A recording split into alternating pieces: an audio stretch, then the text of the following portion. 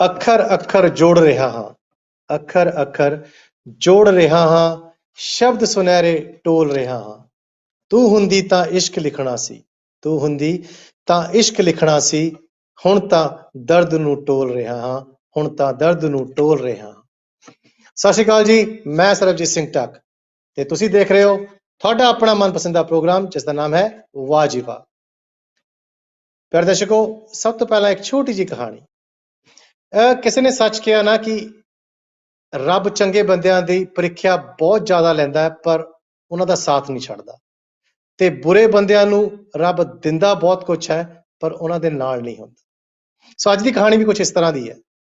ਇਹ ਕਹਾਣੀ ਹੈ ਇੱਕ ਸਕੂਲ ਮਾਸਟਰ ਦੀ। ਇੱਕ ਸਕੂਲ ਮਾਸਟਰ ਸੀ ਜਿਹਨੂੰ ਨਵੀਂ ਨਵੀਂ ਨੌਕਰੀ ਮਿਲਦੀ ਹੈ, ਤੇ ਜਦੋਂ ਉਹ ਉੱਥੇ ਜਾਂਦਾ ਤਾਂ ਉਹ ਦੇਖਦਾ ਹੈ ਕਿ ਜਿਹੜਾ ਉਹਦਾ ਸਕੂਲ ਹੈ ਉਹ ਜਿੱਥੇ ਉਹ ਕਸਬੇ 'ਚ ਗਿਆ ਸੀ, ਉਸ ਕਸਬੇ ਤੋਂ ਤਕਰੀਬਨ 5-6 ਕਿਲੋਮੀਟਰ ਦੀ ਦੂਰੀ ਤੇ ਸੀਗਾ, ਇੱਕ ਸੁਨਸਾਨ ਜਿਹੇ ਏਰੀਏ 'ਚ। ਤੇ ਪਰ ਮਜਬੂਰੀ ਸੀ ਕਿਉਂਕਿ ਕੰਮ ਕਰਨਾ ਪੈਣਾ ਸੀ ਮਾਸਟਰ ਜੀ ਨੂੰ, ਕਿਉਂਕਿ ਨਵੀਂ ਨਵੀਂ ਨੌਕਰੀ ਲੱਗੀ ਸੀ। ਤੇ ਮਾਸਟਰ ਜੀ ਤੁਰ ਕੇ ਜਾਂਦੇ ਹੁੰਦੇ ਸੀ ਰੋਜ਼ ਸਕੂਲ ਨੂੰ, ਤੇ ਰਸਤੇ ਜਦੋਂ ਜਾਂਦੇ ਸੀ ਤਾਂ ਉਹਨਾਂ ਨੂੰ ਕੋਈ ਨਾ ਕੋਈ ਸਵਾਰੀ ਮਿਲ ਜਾਂਦੀ ਸੀ, ਜਾਂ ਉਹਨਾਂ ਨੂੰ ਕੋਈ ਲਿਫਟ ਦੇ ਦਿੰਦਾ ਸੀਗਾ, ਤੇ ਆਪਣੇ ਮੋਟਰਸਾਈਕਲ ਤੇ ਬਿਠਾ ਕੇ ਜਾਂ ਸਾਈਕਲ ਤੇ ਬਿਠਾ ਕੇ ਸਕੂਲ ਤੱਕ ਛੱਡ ਦਿੰਦਾ ਸੀ। ਤੇ ਮਾਸਟਰ ਜੀ ਨੇ ਕਿਹਾ ਵੀ ਹੁਣ ਤਾਂ ਕੰਮ ਇੱਥੇ ਹੀ ਕਰਨਾ, ਵੀ ਕਾਫੀ ਟਾਈਮ ਹੋ ਗਿਆ, ਵੀ ਮੈਂ ਏਦਾਂ ਤਾਂ ਕਦੀ ਵੀ ਨਹੀਂ ਮਤਲਬ ਹੋਊਗਾ ਵੀ ਮੈਂ ਤੁਰ ਕੇ ਜਾਵਾਂ ਜਾਂ ਕਿਸੇ ਦੀ ਵੇਟ ਕਰਾਂ, ਇੰਤਜ਼ਾਰ ਕਰਾਂ। ਉਹਨਾਂ ਨੇ ਆਪਣੀ ਤਨਖਾਹ ਚੋਂ ਕੁਝ ਪੈਸੇ ਬਚਾ ਕੇ ਇੱਕ ਸਕੂਟਰ ਲੈ ਲਿਆ। ਤੇ ਹੁਣ ਜਦੋਂ ਸਕੂਟਰ ਲਿਆ, ਤੇ ਜਦੋਂ ਉਹ ਸਕੂਟਰ ਤੇ ਜਾਂਦੇ ਸੀ ਤਾਂ ਉਹਨਾਂ ਨੇ ਉਹੀ ਸੋਚਿਆ ਵੀ ਮੈਂ ਵੀ ਯਾਰ ਕਿਸੇ ਨੂੰ ਜ਼ਰੂਰ ਆਪਣੇ ਜਾਂਦੇ ਹੋਇਆ ਜਦੋਂ ਪਿੰਡ ਨੂੰ ਜਾਊਂਗਾ ਸਕੂਲ ਵੱਲ ਨੂੰ, ਤਾਂ ਕਿਸੇ ਨੂੰ ਲਿਫਟ ਜ਼ਰੂਰ ਦਿਆ ਕਰੂੰਗਾ। ਤੇ ਇਸ ਤਰ੍ਹਾਂ ਹੀ ਉਹਨਾਂ ਨੇ ਕਦੀ ਕਿਸੇ ਬੱਚੇ ਨੂੰ ਬਿਠਾ ਲੈਣਾ, ਕਦੀ ਕਿਸੇ ਬਜ਼ੁਰਗ ਨੂੰ, ਕਦੀ ਕਿਸੇ ਬਜ਼ੁਰਗ ਔਰਤ ਨੂੰ ਬਿਠਾ ਕੇ ਉਸ ਪਿੰਡ ਤੱਕ ਛੱਡ ਦਿੰਦੇ ਸੀ। ਇਹ ਸਿਲਸਿਲਾ ਕਾਫੀ ਦਿਨ ਤੱਕ ਚੱਲਦਾ ਰਿਹਾ, ਤੇ ਸਾਰਿਆਂ ਨੂੰ ਪਤਾ ਲੱਗ ਗਿਆ ਕਿ ਮਾਸਟਰ ਜੀ ਜਦੋਂ ਵੀ ਆਉਂਦੇ ਆ ਇੱਧਰ ਨੂੰ, ਤੇ ਕਿਸੇ ਨਾ ਕਿਸੇ ਨੂੰ ਬਿਠਾ ਕੇ ਜਾਂ ਸਕੂਲ ਤੋਂ ਵਾਪਸ ਕਿਸੇ ਨਾ ਕਿਸੇ ਨੂੰ ਵਾਪਸ ਕਸਬੇ 'ਚ ਲੈ ਕੇ ਚਲੇ ਜਾਂਦੇ ਆ, ਤੇ ਉਹ ਕਾਫੀ ਮਤਲਬ ਗੱਲ ਫੈਲ ਗਈ। ਤੇ ਇਸ ਤਰ੍ਹਾਂ ਜਦੋਂ ਇੱਕ ਦਿਨ ਉਹ ਸਕੂਲ ਤੋਂ ਵਾਪਸ ਆ ਰਹੇ ਸੀ ਤਾਂ ਰਸਤੇ 'ਚ ਕਿਸੇ ਨੇ ਹੱਥ ਦਿੱਤਾ, ਤੇ ਉਹਨਾਂ ਨੇ ਕਿਹਾ ਮੈਨੂੰ ਬਾਹਰ ਕਸਬੇ ਤੱਕ ਛੱਡ ਦਿਓ। ਤੇ ਉਹ ਕਹਿੰਦੇ ਆ ਜਾਓ, ਬਹਿ ਜਾਓ। ਤੇ ਉਹ ਬੰਦਾ ਪਿੱਛੇ ਬੈਠ ਗਿਆ। ਜਦੋਂ ਥੋੜੀ ਦੂਰ ਗਏ ਤਾਂ ਉਸ ਬੰਦੇ ਨੇ ਉਹਨਾਂ ਦੀ ਪਿੱਠ ਤੇ ਪਿੱਛੇ ਚਾਕੂ ਲਾ ਦਿੱਤਾ। ਕਹਿੰਦਾ ਜੀ ਆਹ ਹੁਣ ਆਪਣਾ ਸਕੂਟਰ ਤੁਸੀਂ ਮੈਨੂੰ ਦੇ ਦਿਓ, ਤੇ ਮੈਨੂੰ ਚਾਹੀਦਾ, ਤੁਸੀਂ ਜਾਓ ਹੁਣ ਇੱਥੋਂ। ਤੇ ਮਾਸਟਰ ਜੀ ਨੇ ਕਿਹਾ ਕੋਈ ਨਹੀਂ, ਅਗਰ ਤੈਨੂੰ ਸਕੂਟਰ ਚਾਹੀਦਾ ਤੂੰ ਸਕੂਟਰ ਲੈ ਜਾ ਭਾਈ, ਪਰ ਮੈਨੂੰ ਕੁਛ ਨਾ ਨੁਕਸਾਨ ਪਹੁੰਚਾਈ। ਤੇ ਉਹ ਸਕੂਟਰ ਜਦੋਂ ਉਹਨੇ ਖੜਾ ਕਰਤਾ ਤੇ ਸਕੂਟਰ ਨੂੰ ਦੇ ਦਿੱਤਾ, ਤੇ ਉਹ ਸਕੂਟਰ ਲੈ ਕੇ ਉੱਥੋਂ ਚਲਾ ਗਿਆ। ਮਾਸਟਰ ਜੀ ਤੁਰ ਕੇ ਘਰ ਆ ਗਏ। ਹੁਣ ਘਰ ਆ ਕੇ ਰੱਬ ਨੂੰ ਕਹਿਣ ਲੱਗੇ, ਰੱਬਾ ਮੈਂ ਕੀ ਬੁਰਾ ਕੀਤਾ ਸੀ, ਬੜੀ ਮੁਸ਼ਕਲ ਤਾਂ ਮੈਂ ਸਕੂਟਰ ਲਿਆ ਸੀ, ਤੇ ਅੱਜ ਮੇਰੇ ਤੋਂ ਉਹ ਵੀ ਖੋਹ ਹੋ ਗਿਆ, ਤੇ ਹੁਣ ਮੈਂ ਲੋਕਾਂ ਦੀ ਵੀ ਮਦਦ ਕਿੱਦਾਂ ਕਰੂੰਗਾ, ਮੈਂ ਵੀ ਕਿੱਦਾਂ ਜਾਊਂਗਾ। ਤੇ ਇਹ ਸੋਚ ਰਿਹਾ ਸੀਗਾ ਤਾਂ ਅਗਲੇ ਦਿਨ ਸਵੇਰੇ ਜਦ ਉਹ ਉੱਠਿਆ, ਕਿਉਂਕਿ ਰੱਬ ਨੇ ਉਹਨੇ ਸ਼ਿਕਾਇਤ ਕੀਤੀ ਸੀ, ਜਦੋਂ ਉੱਠਿਆ ਤੇ ਬਾਹਰ ਨਿਕਲਿਆ ਤੇ ਦੇਖਿਆ ਕਿ ਉਹਦਾ ਸਕੂਟਰ ਉਹਦੇ ਵਿਹੜੇ 'ਚ ਖੜਾ ਹੈ, ਤੇ ਨਾਲ ਇੱਕ ਚਿੱਠੀ ਟੰਗੀ ਹੋਈ ਸੀ। ਉਸ ਚਿੱਠੀ ਨੂੰ ਉਹਨਾਂ ਨੇ ਚੱਕਿਆ, ਤੇ ਜਦੋਂ ਪੜ੍ਹਿਆ, ਉਸ ਚਿੱਠੀ 'ਚ ਲਿਖਿਆ ਸੀਗਾ, ਮਾਸਟਰ ਜੀ ਮੇਰੇ ਤੋਂ ਬਹੁਤ ਬੜੀ ਗਲਤੀ ਹੋ ਗਈ, ਕਿਉਂਕਿ ਮੈਂ ਜਦੋਂ ਕੱਲ ਇਸ ਸਕੂਟਰ ਨੂੰ ਵੇਚਣ ਲਈ ਗਿਆ, ਤੇ ਜਦੋਂ ਮੈਂ ਇੱਕ ਕਬਾੜੀਏ ਕੋਲ ਗਿਆ ਤਾਂ ਉਹਨੇ ਸਿੱਧੇ ਕਿਹਾ ਇਹ ਸਕੂਟਰ ਤਾਂ ਮਾਸਟਰ ਜੀ ਦਾ ਹੈ, ਵੀ ਤੂੰ ਕਿੱਧਰ ਲਈ ਘੁੰਮਦਾ ਹੈ। ਕਹਿੰਦਾ ਉੱਥੋਂ ਮੈਂ ਕਿਸੇ ਤਰ੍ਹਾਂ ਜਾਨ ਬਚਾ ਕੇ ਚਲੋ ਆ ਗਿਆ, ਤੇ ਅੱਗੇ ਮੈਂ ਇੱਕ ਬਾਣੀਏ ਕੋਲ ਗਿਆ, ਤੇ ਬਾਣੀਏ ਨੂੰ ਮੈਂ ਸਕੂਟਰ ਵੇਚਣ ਲੱਗਾ। ਉਹ ਕਹਿੰਦਾ ਇਹ ਤਾਂ ਸਕੂਟਰ ਮਾਸਟਰ ਜੀ ਦਾ ਹੈ। ਇਹ ਵੀ ਮਾਸਟਰ ਜੀ, ਇਹ ਤੂੰ ਸਕੂਟਰ ਕਿੱਥੇ ਲੈ ਕੇ ਆਇਆ? ਕਹਿੰਦਾ ਉੱਥੋਂ ਮੈਂ ਉਹਨਾਂ ਨੂੰ ਕਹਿ ਕੇ ਮੈਂ ਸਮਾਨ ਲੈਣਾ ਹੈ, ਤੇ ਮੈਂ ਆਪਣੀ ਜਾਨ ਬਚਾ ਕੇ ਦੌੜਿਆ ਆਇਆ। ਅੱਗੇ ਨਾਕੇ ਤੇ ਪਹੁੰਚਿਆ, ਤੇ ਪੁਲਿਸ ਵਾਲਿਆਂ ਨੇ ਦੇਖਿਆ, ਉਹ ਕਹਿੰਦੇ ਉਹ ਬਈ ਤੂੰ ਆ ਮਾਸਟਰ ਜੀ ਦਾ ਸਕੂਟਰ ਕਿੱਧਰ ਲੈ ਕੇ ਤੁਰਿਆ ਆ? ਤੇ ਮੈਂ ਕਹਿੰਦਾ ਉੱਥੋਂ ਬਸ ਇਹੀ ਕਿਹਾ ਵੀ ਮਾਸਟਰ ਜੀ ਸਮਾਨ ਲੈਣ ਭੇਜਿਆ ਸੀ, ਮੈਂ ਉੱਥੋਂ ਵਾਪਸ ਜਾ ਰਿਹਾ ਉਹਨਾਂ ਕੋਲ ਨੂੰ, ਤੇ ਇਸ ਕਰਕੇ ਮੈਂ ਜਾਨ ਬਚਾ ਕੇ ਆਇਆ। ਪਰ ਮੈਨੂੰ ਨਹੀਂ ਸਮਝ ਆ ਰਹੀ ਵੀ ਇਹ ਸਕੂਟਰ ਹੈ ਜਾਂ ਕਿਸੇ ਪੰਜਾਬੀ ਫਿਲਮ ਦਾ ਬੜਾ ਹੀਰੋ ਜਿਹਨੂੰ ਸਾਰੇ ਜਾਣਦੇ ਆ। ਸੋ ਮੇਰੇ ਤੋਂ ਗਲਤੀ ਹੋ ਗਈ, ਤੁਸੀਂ ਇਹ ਸਕੂਟਰ ਨੂੰ ਸਾਂਭ ਲਓ।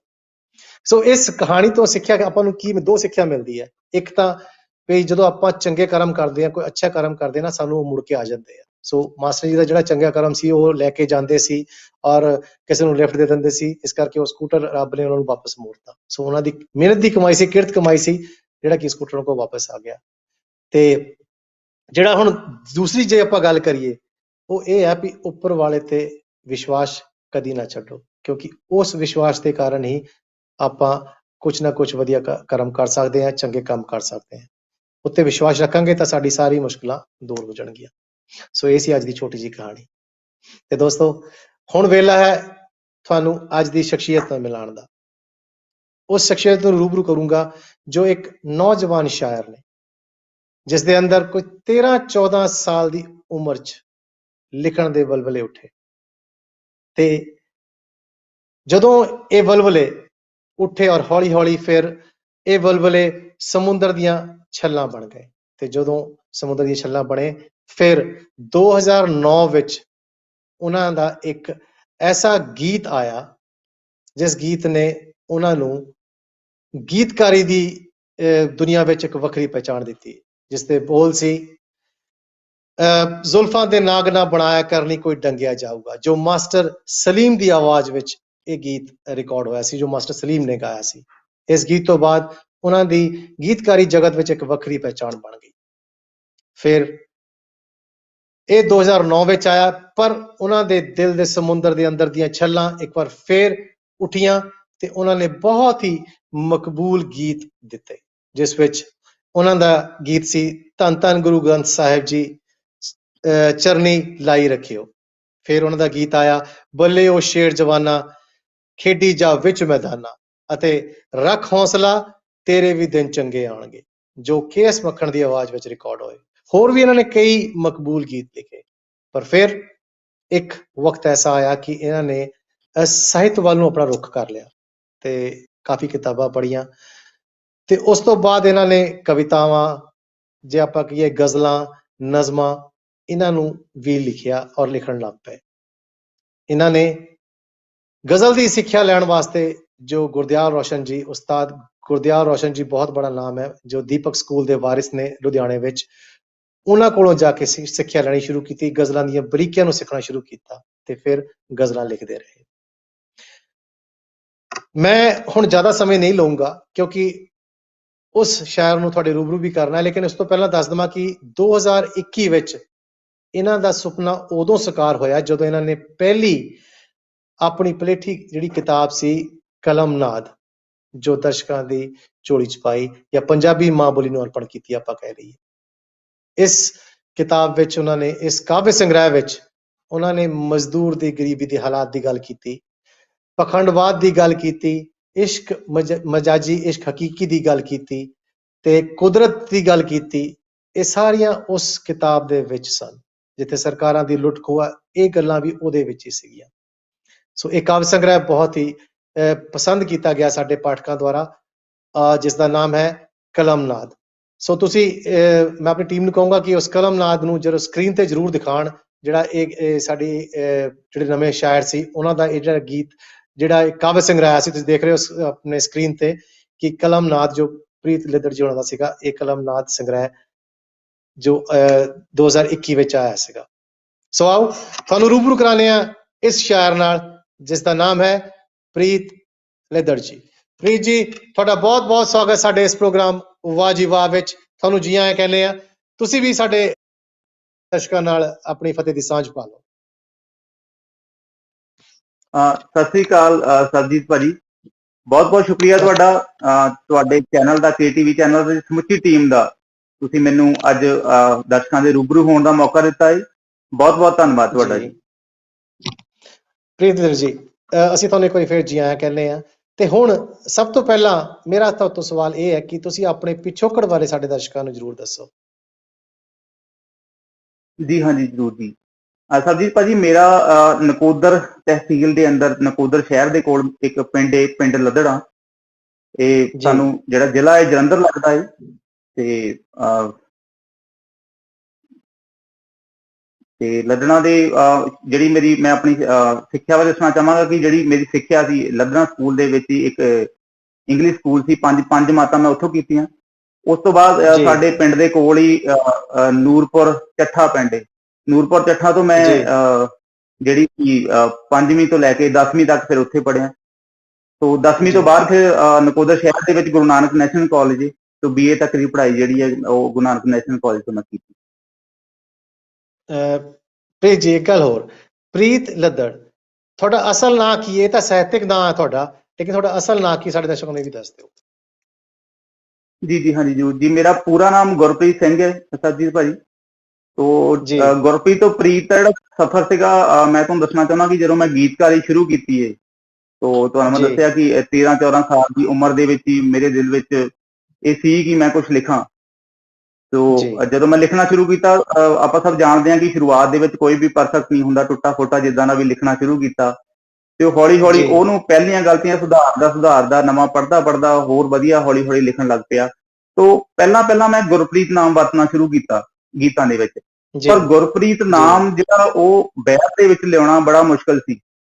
ਸੋ ਜੀ ਮੈਨੂੰ ਮੇਰੇ ਯਾਰਾਂ ਦੋਸਤਾਂ ਨੇ ਕਿਹਾ ਕਿ ਗੁਰਪ੍ਰੀਤ ਕਾਫੀ ਵੱਡਾ ਹੋ ਜਾਂਦਾ, ਤੂੰ ਪ੍ਰੀਤ ਜੀ ਰੱਖ। ਵੈਸੇ ਮੈਨੂੰ ਪ੍ਰੀਤ ਕਹਿੰਦੇ ਵੀ ਸੀਗੇ, ਤੂੰ ਪ੍ਰੀਤ ਲਿਖਿਆ ਕਰ। ਉਹ ਫਿਰ ਮੈਂ ਪ੍ਰੀਤ ਜਦੋਂ ਜੀ ਲਿਖਿਆ, ਫਿਰ ਪ੍ਰੀਤ ਥੋੜਾ ਜਚਣ ਲੱਗ ਪਿਆ। ਜਦੋਂ ਆਪਾਂ ਗੀਤ ਦੇ ਵਿੱਚ ਬੋਲਦੇ ਵੀ ਸੀ, ਸੋਹਣਾ ਲੱਗਦਾ ਸੀਗਾ। ਸੋ ਇਸ ਲਈ ਜੀ ਮੈਂ ਗੁਰਪ੍ਰੀਤ ਤੋਂ ਪ੍ਰੀਤ ਕਰ ਲਿਆ। ਪ੍ਰੀਤ ਤੋਂ ਲੱਦੜ ਦਾ ਜਿਹੜਾ ਸਫ਼ਰ ਸੀਗਾ, ਕਈ ਮੇਰੇ ਦੋਸਤ ਮੈਨੂੰ ਕਹਿੰਦੇ ਆ ਕਿ ਇਹ ਲੱਦੜ ਤੁਹਾਡਾ ਗੋਤ ਏ।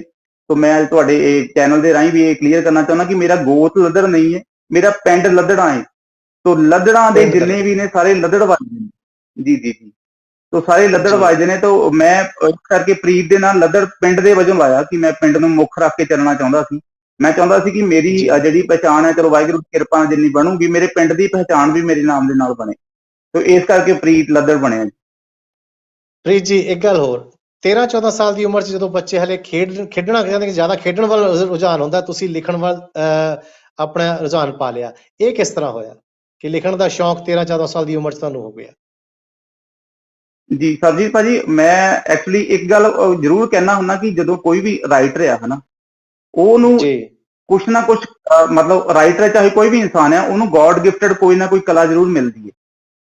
ਸੋ ਜੀ ਜਿਹੜੀ ਲਿਖਣੀ ਆ, ਇਹਦੇ ਵਿੱਚ ਵੀ ਮਤਲਬ ਆਮਦ ਦਾ ਹੋਣਾ ਬਹੁਤ ਜ਼ਰੂਰੀ ਹੈ। ਆਮਦ ਗੋਡ ਗਿਫਟਡ, ਜੀ ਮੈਂ ਇਸ ਚੀਜ਼ ਨੂੰ ਗੋਡ ਗਿਫਟਡ ਮੰਨਦਾ ਕਿ ਵਾਹਿਗੁਰੂ ਦੀ ਕਿਰਪਾ ਨਾਲ ਹੀ ਆਪਾਂ ਨੂੰ ਕੋਈ ਕਲਾ ਮਿਲਦੀ ਹੈ। ਸੋ ਜਿਹੜਾ ਮੇਰਾ ਵਾਕਈ ਰੁਝਾਨ ਹੋਇਆ ਸੀ ਲਿਖਣ ਦਾ, ਇਹ ਕਿਤੇ ਨਾ ਕਿਤੇ ਗੋਡ ਗਿਫਟਡ ਹੀ ਸੀ।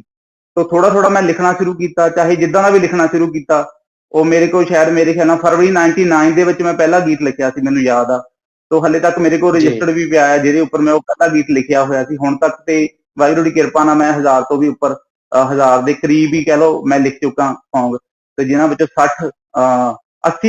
80 ਤੋਂ ਵੱਧ ਗੀਤ ਜਿਹੜੇ ਮੇਰੇ ਰਿਕਾਰਡ ਹੋ ਚੁੱਕੇ ਆ। ਤੇ ਕਿਆ ਬਸ ਬਾਤ ਏਦਾਂ ਹੈ, ਹੀ ਬਹੁਤ ਸਫ਼ਰ ਚੱਲਦਾ ਰਿਹਾ। ਬਹੁਤ ਬੜੀ ਗੱਲ ਹੈ। ਔਰ ਜਿਸ ਤਰ੍ਹਾਂ ਤੁਸੀਂ ਜ਼ਿਕਰ ਕੀਤਾ ਕਿ ਤੁਹਾਡਾ ਪਹਿਲਾ ਗੀਤ ਜੋ ਤੁਸੀਂ ਲਿਖਿਆ ਸੀ, ਉਹ ਰਜਿਸਟਰ ਤੁਹਾਡੇ ਕੋਲ ਹਲੇ ਵੀ ਪਿਆ ਹੈ। ਸੋ ਜਿਹੜਾ ਗੀਤ, ਜੀ ਮੈਂ ਚਾਹਾਂਗਾ ਕਿ ਤੁਸੀਂ ਉਸ ਗੀਤ ਨੂੰ ਜ਼ਰੂਰ ਸਾਡੇ ਦਰਸ਼ਕਾਂ ਨਾਲ ਸਾਂਝਾ ਕਰੋ ਕਿ ਉਹਦੇ ਕੀ ਬੋਲ ਸੀਗੇ ਪਹਿਲੇ ਗੀਤ ਦੇ। ਮੈਨੂੰ ਸੱਜੀ ਭਾਜੀ ਮੈਨੂੰ ਲੱਭਣਾ ਪਊਗਾ, ਕਿਉਂਕਿ ਉਹ ਹੁਣ ਉਹ ਮੁਸ਼ਕਲ ਹੋ ਜਾਣਾ। ਉਹਦੀ ਮੈਨੂੰ ਮਾਫੀ ਦਿਓ ਥੋੜੀ ਜੀ, ਚਲੋ ਮੈਨੂੰ ਕੋਈ ਲੱਭਣਾ ਪਏਗਾ। ਇਸ ਕੋਈ ਮੈਂ ਕੋਈ ਲਾ ਕੇ ਰੱਖ ਨਹੀਂ ਪਾ ਰਿਹਾ। ਹਾਂਜੀ ਜੀ। ਓਕੇ, ਕੋਈ ਨਹੀਂ, ਚਲੋ ਕੋਈ ਗੱਲ ਨਹੀਂ। ਆਪਾਂ ਤੁਹਾਡੇ ਹੋਰ ਗੀਤਾਂ ਵੱਲ ਚੱਲਦੇ ਹਾਂ, ਕਿਉਂਕਿ ਤੁਹਾਡਾ ਪਹਿਲਾ ਗੀਤ ਜੋ ਬਹੁਤ ਮਕਬੂਲ ਹੋਇਆ, ਜੋ ਮਾਸਟਰ ਸਲੀਮ ਨੇ ਗਾਇਆ ਸੀਗਾ, ਇਹ ਸਬਬ ਕਿੱਦਾਂ ਬਣਿਆ ਕਿ ਤੁਹਾਡੇ ਪਹਿਲੇ ਗੀਤ ਨੂੰ ਮਾਸਟਰ ਸਲੀਮ ਵਰਗੇ ਹੁਣ ਜਿਹੜੇ ਗਾਇਕ ਨੇ, ਜੋ ਬਹੁਤ ਵਧੀਆ ਗਾਇਕ ਨੇ ਮੰਨੇ ਜਾਂਦੇ ਨੇ, ਉਹਨਾਂ ਨੇ ਤੁਹਾਡਾ ਇਸ ਗੀਤ ਨੂੰ ਪਸੰਦ ਕੀਤਾ ਔਰ ਇਸ ਗੀਤ ਨੂੰ ਉਹਨਾਂ ਨੇ ਗਾਇਆ? ਇਹ ਸਬਬ ਕਿੱਦਾਂ ਬਣਿਆ? ਇਹ ਭਾਜੀ ਨਿਊ ਈਅਰ ਦਾ ਪ੍ਰੋਗਰਾਮ ਸੀਗਾ 2009 ਵਿੱਚ, ਨੋ ਟੈਨਸ਼ਨ ਪ੍ਰੋਗਰਾਮ ਦਾ ਨਾਮ ਸੀਗਾ। ਜੀ ਜੀ ਤੇ ਉਹਦੀ ਰਿਕਾਰਡਿੰਗ ਚੱਲ ਰਹੀ ਸੀ। ਤੇ ਮੇਰੇ ਬੜੇ ਹੀ ਪਿਆਰੇ ਦੋਸਤ ਵੀ ਨੇ, ਵੀਰ ਵੀ ਕਹਿ ਲਓ, ਹੰਸਰਾਜ ਜੀ ਸਕੇਰਦ ਨੇ, ਹਰਪ੍ਰੀਤ ਹੈਪੀ ਜੀ, ਤੇ ਉਹ ਵੀ ਬਹੁਤ ਜੀ ਵਧੀਆ ਸਿੰਗਰ ਨੇ। ਉਹਨਾਂ ਨੇ ਵੀ ਮੇਰੇ ਕਾਫੀ ਗੀਤ ਹੁਣ ਤੱਕ ਰਿਕਾਰਡ ਕੀਤੇ ਆ। ਤੇ ਉਹਨਾਂ ਦੇ ਕੋਲੇ ਮੇਰਾ ਸੌਂਗ ਸੀਗਾ, ਜ਼ੁਲਫਾਂ ਨੇ ਨਾਗ ਨਾ ਬਣਾਇਆ ਕਰਨੀ ਕੋਈ ਡੰਗਿਆ ਜਾਊਗਾ। ਰਿਕਾਰਡਿੰਗ ਚੱਲਦੀ ਪਈ ਸੀ, ਜੀ ਤੇ ਮਾਸਟਰ ਸਲੀਮ ਹੋਣਾ ਨੇ ਜਿਹੜਾ ਸੌਂਗ ਗਾਉਣਾ ਸੀ, ਉਹਨਾਂ ਨੂੰ ਪਸੰਦ ਨਹੀਂ ਆਇਆ। ਜੀ ਉਹਨਾਂ ਨੇ ਇੱਕਦਮ ਇਹਨਾਂ ਨੂੰ, ਹੈਪੀ ਭਾਜੀ ਵੀ ਉੱਥੇ ਸੀਗੇ, ਉਹਨਾਂ ਨੇ ਇਹਨਾਂ ਨੂੰ ਪੁੱਛਿਆ ਕਿ ਤੁਸੀਂ ਗੀਤ ਕੋਈ ਦੱਸੋ ਜਿਹੜਾ ਵਧੀਆ। ਉਹਨਾਂ ਨੇ ਇਹ ਜਦੋਂ ਦਿਖਾਇਆ, ਉਹਨਾਂ ਨੂੰ ਦੇਖਦੇ ਸਾਰ ਪਸੰਦ ਆ ਗਿਆ ਕਿ ਇਹ ਗੀਤ, ਹਾਂ ਮੈਂ ਇਹ ਗੀਤ ਕਰਨਾ, ਮੈਨੂੰ ਪਸੰਦ ਆਇਆ।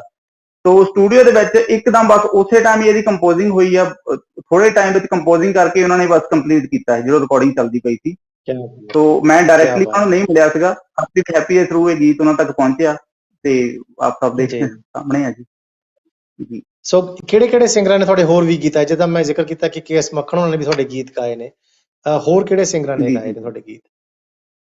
ਜਿਵੇਂ ਮੈਂ ਦੱਸਿਆ ਤੁਹਾਨੂੰ, ਹਰਪ੍ਰੀਤ ਸਿੰਘ ਹੈਪੀ ਜੀ, ਉਹਨਾਂ ਨੇ ਮੇਰੇ ਕਾਫੀ ਗੀਤ ਗਾਏ ਆ। ਯੂਕੇ 'ਚ ਰਿਲੀਜ਼ ਹੋਇਆ ਸੀ ਜੀ। ਹਾਂਜੀ, ਯੂਕੇ ਦੇ ਵਿੱਚ ਹਰਪ੍ਰੀਤ ਹੈਪੀ ਭਾਈ ਹੋਣਾ ਦਾ ਹੀ ਗਾਇਆ ਗੀਤ ਰਿਕਾਰਡ ਹੋਇਆ, ਰਿਲੀਜ਼ ਹੋਇਆ ਸੀਗਾ। ਸੁਨੀਲ ਕਲਿਆਣ ਭਾਜੀ ਹੋਣਾ ਦਾ ਮਿਊਜ਼ਿਕ ਸੀਗਾ, ਪਾਪਾ ਜੋ ਰੈਕਡ ਦੇ ਵਿੱਚ ਰਿਲੀਜ਼ ਹੋਇਆ ਸੀਗਾ।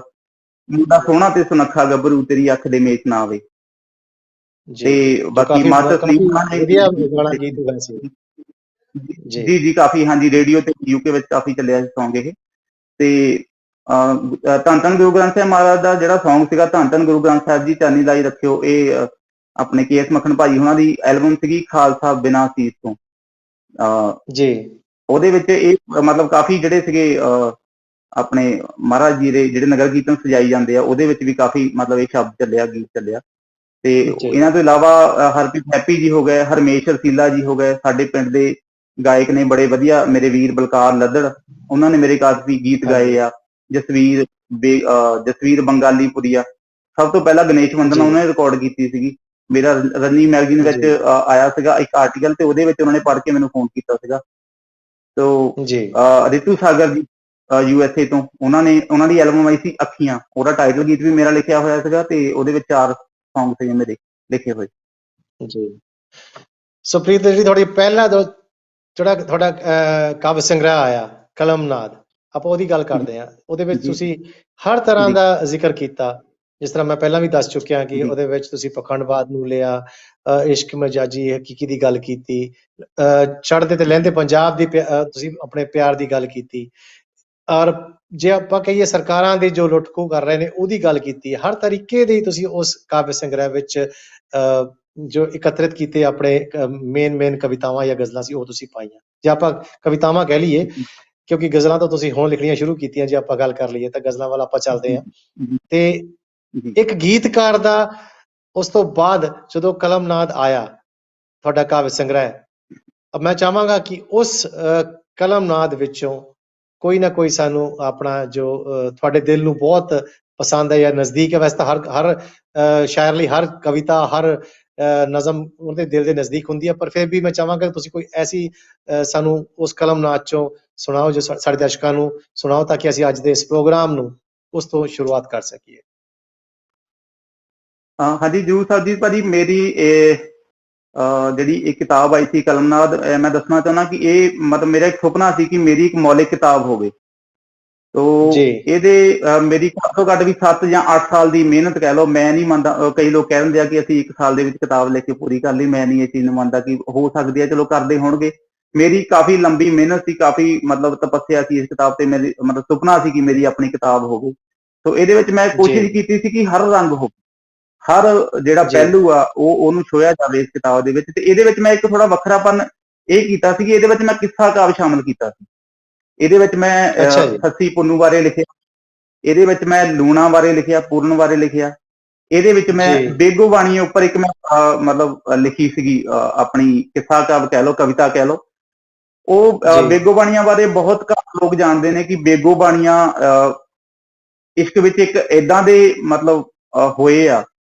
ਮਤਲਬ ਸਭ ਤੋਂ ਛੋਟੀ ਜਿਹੜੀ ਆਪਾਂ ਕਹਿ ਲਈਏ ਕਿ ਇਸ਼ਕ ਦੀ ਕਹਾਣੀ ਆ, ਇਹ ਬੇਗੋ ਬਾਣੀਆਂ ਦੀ ਹੀ ਆ। ਉਹ ਮੈਂ ਜਿਹੜੀ ਤੁਹਾਨੂੰ ਹੁਣ ਇਹ ਕਿੱਸਾ ਕਾਵਿ ਸੁਣਾਉਂਗਾ, ਇਹ ਮਤਲਬ ਇੱਕ ਤੁਹਾਡੇ ਮਤਲਬ ਅੱਖਾਂ ਦੇ ਅੱਗੇ ਇੱਕ ਪੂਰੀ ਸਟੋਰੀ ਘੁੰਮੂਗੀ ਕਿ ਉਹ ਕਿੱਦਾਂ ਸ਼ੁਰੂ ਹੋਈ ਤੇ ਕਿੰਨੇ ਪਲਾਂ ਵਿੱਚ ਖਤਮ ਹੋ ਗਈ ਉਹ ਜਿਹੜੀ ਇਹਨਾਂ ਦੀ ਇਸ਼ਕ ਦੀ ਕਹਾਣੀ ਸੀ ਬੇਗੋ ਬਾਣੀਆਂ ਦੀ। ਤੋ ਇਹ ਮੈਂ ਤੁਹਾਨੂੰ ਸੁਣਾਉਣਾ ਤੇ ਆਸ ਕਰਦਾ ਤੁਹਾਨੂੰ ਸਾਰਿਆਂ ਨੂੰ ਵੀ ਤੇ ਸਾਰੇ ਦਰਸ਼ਕਾਂ ਨੂੰ ਵੀ ਪਸੰਦ ਆਊਗੀ ਜੀ। ਤੋ ਗੌਰ ਕਰਨਾ ਜੀ। ਵਿੱਚ ਸੋਹਣੇ ਸ਼ਹਿਰ ਲਾਹੌਰ ਦੇ ਜੀ, ਤੇ ਅਨਾਰ ਕਲੀ ਬਾਜ਼ਾਰ ਅੰਦਰ, ਇੱਕ ਬਾਣੀਏ ਹੱਟ ਬਜਾਜੀ ਪਾਈ, ਜਿਹਨੂੰ ਆਖਦੇ ਸੀ ਸਾਰੇ ਇੰਦਰ ਇੰਦਰ। ਵਿੱਚ ਸੋਹਣੇ ਸ਼ਹਿਰ ਲਾਹੌਰ ਦੇ ਜੀ, ਤੇ ਅਨਾਰ ਕਲੀ ਬਾਜ਼ਾਰ ਅੰਦਰ, ਇੱਕ ਬਾਣੀਏ ਹੱਟ ਬਜਾਜੀ ਪਾਈ, ਜਿਹਨੂੰ ਆਖਦੇ ਸੀ ਸਾਰੇ ਇੰਦਰ ਇੰਦਰ।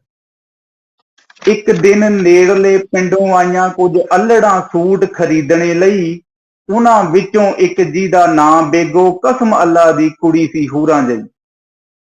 ਅੱਖਾਂ ਭਰੇ ਜਿਉਂ ਮਧਰਾ ਦੇ ਹੋਣ ਛੰਨੇ, ਅੱਖਾਂ ਭਰੇ ਜਿਉਂ ਮਧਰਾ ਦੇ ਹੋਣ ਛੰਨੇ, ਹੋਂਠ ਲਾਲ ਗੁਲਾਬ ਦੀ ਪੰਖੜੀ ਜਏ, ਜਾਦੂ ਗਰਨੀ ਜਿਉਂ ਜਾਦੂ ਕੋਈ ਫਿਰੇ ਕਰਦੀ, ਕੀਲ ਸੁੱਟੇ ਕੇਰਾਂ ਉਹ ਜਿਹਨੂੰ ਤੱਕ ਲੈ। ਅੰਗ ਅੰਗ ਦੇ ਵਿੱਚੋਂ ਸ਼ਬਾਬ ਡੁੱਲੇ, ਫਿਰਦਾ ਹੁਸਨ ਮਾਰਦਾ ਸੈਣ ਤਾਂ ਏ, ਅੱਜ ਭੰਗ ਤਪੱਸਿਆ ਕਰਨ ਆਈ, ਕਿਸੇ ਵਿਸ਼ਵਾਮਿੱਤਰ ਦੀ ਕੋਈ ਮੀਨਕਾਏ। ਕਿਆ ਬਾਤ ਹੈ, ਵਾਹ ਜੀ ਸ਼ੁਕਰੀਆ ਜੀ। ਜਦੋਂ ਨਾਲ ਸਹੇਲੀਆਂ ਗਈ ਬੇਗੋ, ਇੰਦਰ ਬਾਣੀਏ ਦੀ ਉਸ ਹੱਟ ਅੰਦਰ, ਕਹਿਣ ਲੱਗੀਆਂ ਜਾਣ ਦੇ ਸਾਰ ਕੁੜੀਆਂ, ਵੇ ਦਿਖਾ ਭਾਈ ਸੂਟ ਸੁੰਦਰ ਸੁੰਦਰ। ਬੇਗੋ ਵੱਧ ਜਾ ਇੰਦਰ ਦਾ ਧਿਆਨ ਗਿਆ, ਸੁੱਧ ਬੁੱਧ ਉਸੇ ਪਲ ਖੋ ਬੈਠਾ, ਕਹਿੰਦਾ ਕੀ ਨਾਂ ਏ ਇਸ ਮੋਹਣੀ ਦਾ, ਜਿਹਦਾ ਰੂਪ ਏ ਮੈਨੂੰ ਮੋਹ ਬੈਠਾ। ਕਿਆ ਬਾਤ ਹੈ। ਕੁੜੀਆਂ ਆਖਿਆ ਨਾਲ ਮਸਖਰੀ ਦੇ, ਨਾ ਜੇ ਦੱਸ ਦਈਏ ਸਾਨੂੰ ਕਿਆ ਮਿਲੂ, ਇਹ ਜੋ ਥਾਨ ਸੂਟਾਂ ਦੇ ਦਿਖਾ ਰਹੇ, ਦੱਸ ਤੇਰੇ ਵੱਲੋਂ ਬਿਨਾ ਭਾਅ ਮਿਲੂ। ਇੰਦਰ ਕਹਿੰਦਾ ਬਿਨਾ ਮੁੱਲ ਲਏ ਸਾਰੇ ਥਾਨ ਥੋੜੇ, ਦੋ ਮੋਲ ਮਿੱਠੇ ਇਹ ਵੀ ਬੋਲੇ ਤਾਂ ਸਹੀ। ਕਹਿੰਦਾ ਲਏ ਜੋ ਲੈਣਾ ਏ ਹਾਟੀ ਇਹਦੀ, ਤੇਰਾ ਮੁਖ ਸੋਹਣਾ ਪਰ ਖੋਲੇ ਤਾਂ ਸਹੀ। क्या बात। ਕੁੜੀਆਂ ਹੱਸ ਕੇ ਦੱਸਿਆ ਨਾ ਬੇਗੋ, ਗੌਰ ਕਰਨਾ ਜੀ। ਕੁੜੀਆਂ ਹੱਸ ਕੇ ਦੱਸਿਆ ਨਾ ਬੇਗੋ, ਨਾਲੇ ਕਿਹਾ ਬੇਗੋ ਨੂੰ ਕਿ ਆਖ ਸੁਣਾ। ਆਖਾਂ ਮੰਨ ਕੇ ਕੁੜੀਆਂ ਦਾ ਕਹਿਣ ਲੱਗੀ, ਮੈਨੂੰ ਕੀ ਭਾਵੇਂ ਹੱਟ ਦੇਵੇ ਲੁਟਾ। ਸੁਣ ਸ਼ਹਿਦ ਚ ਲਿਬੜੇ ਬੋਲ ਇੰਦਰ, ਸੁਣ ਸ਼ਹਿਦ ਚ ਲਿਬੜੇ ਬੋਲ ਇੰਦਰ, ਸਾਰੀ ਹੱਟ ਹਵਾਲੇ ਹੈ ਕਰ ਛੱਡੀ। ਦੇਖ ਹੱਸਦਾ ਪਿਆ ਬਾਜ਼ਾਰ ਸਾਰਾ, ਕਹਿਣ ਅਕਲ ਇਹਨੇ ਅੱਜ ਹਰ ਛੱਡੀ। वाह। ਆਖਿਆ ਇੰਦਰ ਨੇ ਮੈਨੂੰ ਪਰਵਾਹ ਨਹੀਂਓ, ਐਵੇਂ ਸੋਚਿਓ ਨਾ ਝੱਖ ਮਾਰ ਰਿਹਾ। ਇੱਕ ਵਾਰ ਕਰੇ ਕਿਤੇ ਹੁਕਮ ਬੇਗੋ, ਸਾਰੀ ਹੱਟੀ ਨੂੰ ਅੱਗ ਲਾ ਸਾੜ ਦਿਆਂ। क्या बात, वाह जी वाह। ਸ਼ੁਕਰੀਆ ਜੀ। ਸੁਣ ਕੇ ਕੁੜੀਆਂ ਸੋਚਿਆ ਨਫਾ ਖੋਰਾ, ਸੁਣ ਕੇ ਕੁੜੀਆਂ ਸੋਚਿਆ ਨਫਾ ਖੋਰਾ, ਐਵੇਂ ਦਿਲ ਵੱਡਾ ਕਰ ਦਿਖਾਉਣ ਲੱਗਾ। ਕਿਹਾ ਬੇਗੋ ਨੂੰ ਆਖਦੇ ਚੱਲ ਇਹ ਵੀ ਕਿਤੇ ਨਹੀਂਓ ਅੱਗ ਬਾਣੀਆਂ ਲਾਉਣ ਲੱਗਾ। किते नहीं अग बाणियां लाउण लगा, वाह। ਕਹਿਤਾ ਬੇਗੋ ਨੇ ਨਾਲ ਮਾਸੂਮੀਅਤ ਦੇ, ਰੱਖੇ ਭਾਵੇਂ ਸਾੜੇ ਮੈਨੂੰ ਇਹਦੇ ਚ ਕੀ। ਇੰਦਰ ਹੱਸਿਆ ਪਲਾਂ ਚ ਤੇਲ ਸੁੱਟ ਕੇ, ਸਾਰੀ ਹੱਟੀ ਨੂੰ ਅੱਗ ਲਗਾਈ ਦਿੱਤੀ। क्या। ਅੱਖਾਂ ਅੱਡੀਆਂ ਸਹਿਮੀਆਂ ਡਰੀਆਂ ਹੋਈਆਂ, ਉੱਥੋਂ ਬੇਗੋ ਨੂੰ ਲੈ ਕੇ ਭੱਜਦੀਆਂ। ਪਿੱਛੇ ਪਿੱਛੇ ਇੰਦਰ ਭੱਜਾ ਜਾਵਦਾ ਏ, ਅੱਗੇ ਅੱਗੇ ਉਹ ਭੱਜੀਆਂ ਜਾਣ ਕੁੜੀਆਂ। क्या बात है जी, वाह। ਕਹਿੰਦਾ ਬੇਗੋ ਨੂੰ ਪਿੱਛਿਓਂ ਮਾਰ ਹਾਕਾਂ, ਗੌਰ ਕਰਨਾ ਭਾਜੀ। ਕਹਿੰਦਾ ਬੇਗੋ ਨੂੰ ਪਿੱਛਿਓਂ ਮਾਰ ਹਾਕਾਂ, ਨਾ ਵਪਾਰ ਰਿਹਾ ਨਾ ਹੀ ਹਟ ਰਹੀ। ਇੱਕ ਤੂੰ ਹੀ ਰਹਿ ਗਈ ਏ ਕੋਲ ਹੁਣ ਤਾਂ, ਕਾਤੋਂ ਦੂਰ ਮੇਰੇ ਤੋਂ ਇਹ ਨੱਸ ਰਹੀ। ਕੁੜੀਆਂ ਸੋਚਿਆ ਇਹਨੇ ਨੇ ਮਗਰੋਂ ਲੈਣਾ। ਕਿਹਾ ਬੇਗੋ ਸੁਣੀ ਕੰਨ ਲਾਈ ਕੇ ਨੀ, ਦੇ ਦੇ ਹੁਕਮ ਕੇ ਕੁੱਦ ਜਾ ਵਿੱਚ ਦਰਿਆ। ਇਹਨੂੰ ਰਾਵੀ ਦੇ ਕੰਢੇ ਲਿਜਾਈ ਕੇ ਨੀ, ਰਾਵੀ ਦਰਿਆ ਦੇ ਕੰਢੇ। ਜੀ ਜੀ। ਕੁੜੀਆਂ ਸੋਚਿਆ ਇਹਨੇ ਨੇ ਮਗਰੋਂ ਲੈਣਾ।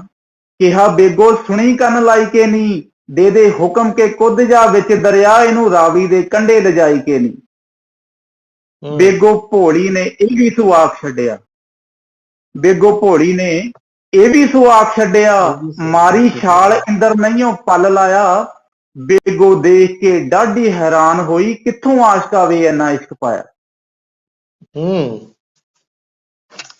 ਕਿਹਾ ਬੇਗੋ ਨਾਲ ਦੀਆਂ ਸਾਰੀਆਂ ਨੂੰ, ਇੰਦਰ ਬਾਜੋਂ ਕਿੱਥੇ ਹੁਣ ਜਾਊਂ ਮੈਂ ਵੀ। ਮੇਰੇ ਯਾਰ ਨੇ ਇਸ਼ਕ ਕਮਾ ਛੱਡਿਆ, ਅੜੀਓ ਉਹਦੇ ਨਾਲ ਇਸ਼ਕ ਕਮਾਊਂ ਮੈਂ ਵੀ। क्या बात है जी, वाह। ਉਸੇ ਪਲ ਮਾਰੀ ਛਾਲ ਵਿੱਚ ਰਾਵੀ, ਆਖਰੀ ਬੰਦ ਹੈ ਜੀ। ਉਸੇ ਪਲ ਮਾਰੀ ਛਾਲ ਵਿੱਚ ਰਾਵੀ, ਦੋਨੇ ਜਾਣੇ ਇਕੱਠੇ ਪਾਣੀ ਵਿੱਚ ਖੋ ਗਏ। ਪ੍ਰੀਤ ਡੁੱਬ ਕੇ ਇਸ਼ਕ ਨੂੰ ਤਾਰ ਦਿੱਤਾ, ਬੇਗੋ ਬਾਣੀਆਂ ਜੱਗ ਤੇ ਅਮਰ ਹੋ ਗਏ। ਪ੍ਰੀਤ ਡੁੱਬ ਕੇ ਇਸ਼ਕ ਨੂੰ ਤਾਰ ਦਿੱਤਾ, ਬੇਗੋ ਬਾਣੀਆਂ ਜੱਗ ਤੇ ਅਮਰ ਹੋ ਗਏ। क्या बात है, वाकई प्रीत जी।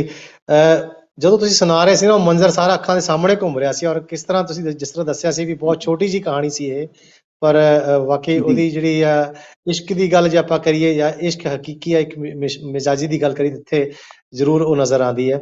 ਜਦੋਂ ਤੁਸੀਂ ਇਹ ਗੱਲ ਕਰ ਰਹੇ ਸੀ ਇਸ਼ਕ ਦੀ, ਤਾਂ ਮੈਨੂੰ ਚੰਦ ਲਾਈਨਾਂ ਯਾਦ ਆ ਗਈਆਂ ਜੋ ਮੈਂ ਆਪ ਸਭ ਦੀ ਨਜ਼ਰ ਕਰ ਰਿਹਾ। ਕਹਿੰਦੇ ਬਿਨ ਤੇਰੇ ਦਿਲ ਦਾ ਇਹ ਮੰਜ਼ਰ ਹੋ ਗਿਆ, ਬਿਨ ਤੇਰੇ ਦਿਲ ਦਾ ਇਹ ਮੰਜ਼ਰ ਹੋ ਗਿਆ, दर्द दा कतरा समुंदर हो गया।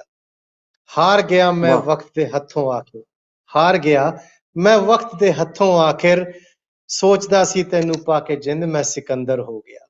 सो कहंदे आ भी बंदा हार ही जांदा है जदों प्यार किसी नाल सच्चा होवे ना, ते फिर सच्चा प्यार बहुत मुश्किल नाल मिलदा है, पर की कर सकदे आ। कहंदे हुंदे ना प्यार दी दास्तान ही इह है।